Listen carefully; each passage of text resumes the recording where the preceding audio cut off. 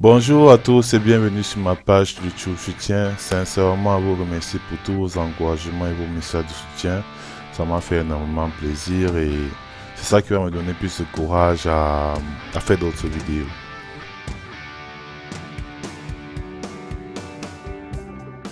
Donc aujourd'hui, je suis devant vous pour vous expliquer pourquoi il est important que vous changez de nom, ok?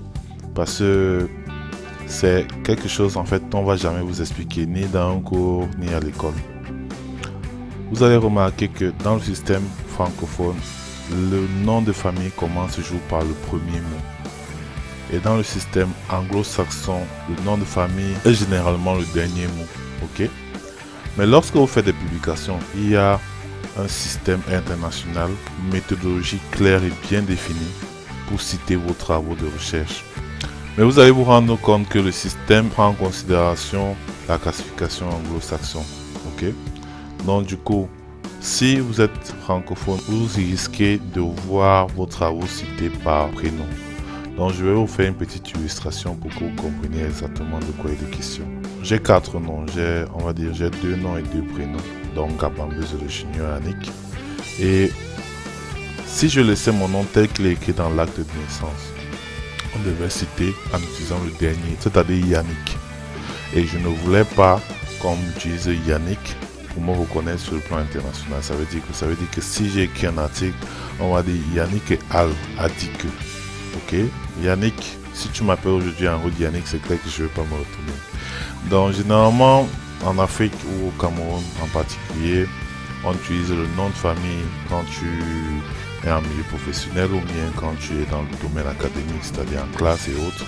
Et le prénom, c'est à la maison. Donc, moi, je voyais mal qu'on utilise Yannick pour citer mes travaux de recherche. Donc, du coup, j'ai été obligé de changer l'ordre de mon nom. Donc, sur le plan scientifique, je m'appelle Mbezele Junior Yannick Ngaba. Ok?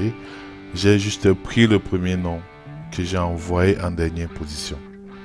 C'est vraiment important. Pourquoi? Parce que pour moi, il est inadmissible qu'on me cite pas mon prénom. Ok?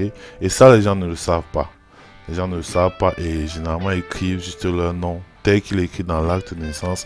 Après, ils sont surpris de voir comment on les cite en utilisant leur prénom. Ils sont étonnés. Mais en réalité, c'est là une astuce que tu dois faire.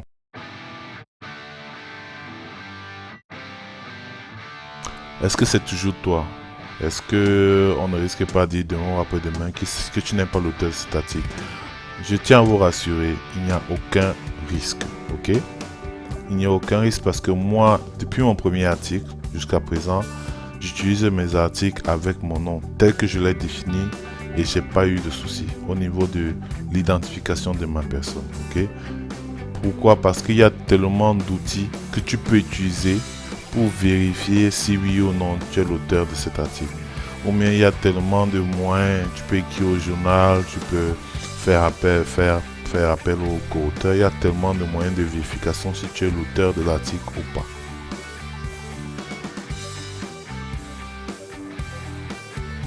Bon, maintenant, ce qu'il faut éviter, il ne faut pas utiliser plusieurs noms à la fois parce que si tu utilises plusieurs noms à la fois, à un moment donné, les gens se posent des questions et c'est tout à fait normal. Je ne peux pas à la fois utiliser Mbezele Junior Yannick Ngaba, après je peux utiliser Junior Yannick Mbezele Ngaba. Là, ça fait des autres. Je vous déconseille ça entièrement. Il est plus intéressant pour vous de tout simplement prendre votre nom au départ et l'envoyer à la fin. Du coup, lorsqu'on va citer vos travaux de recherche, on va utiliser votre nom de famille, qui est pour la plupart d'entre nous le nom le plus important. Donc voilà là une petite astuce que beaucoup de gens ne savent pas, mais qui peut vous aider aujourd'hui ou demain. En espérant que vous vous portez bien, je tiens à vous remercier encore une fois de plus pour votre soutien et j'espère vous revoir très nombreux à la prochaine vidéo. Ciao.